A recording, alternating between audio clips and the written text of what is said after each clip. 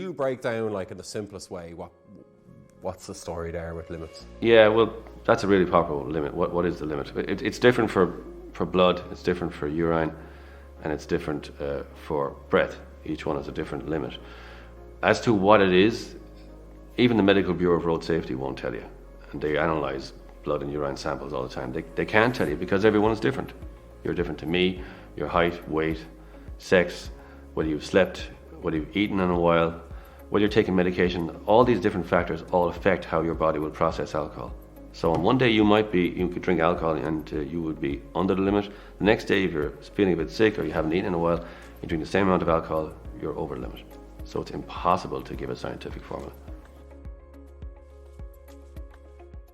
So blood is 51 to 80 micrograms would be 6 months, 81 to 100 would be 1 year, 101 to 149 would be 2 years, and anything above 150 is 3 years.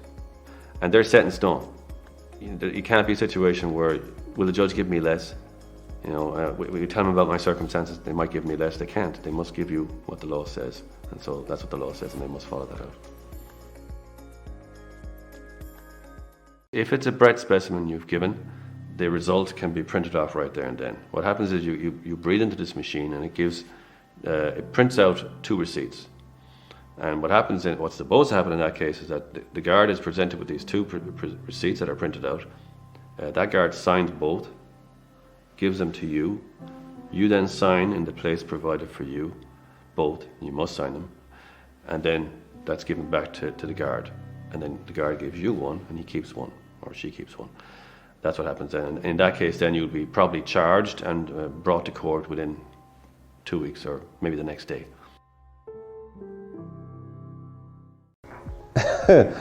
How do I get off with drink driving? It's no. People think it's scientific. There is some formula or method. There isn't really. There never is when it comes to the law, because the law is dealing with people, humans, judges, guards, clerks, solicitors, and the human is somebody and a collection of people they're just not precise. There is no scientific way. Sometimes it comes down to luck. Maybe a witness doesn't turn up. Maybe a guard gives bad evidence. It can be something as simple as that, but there's no hard and fast rule.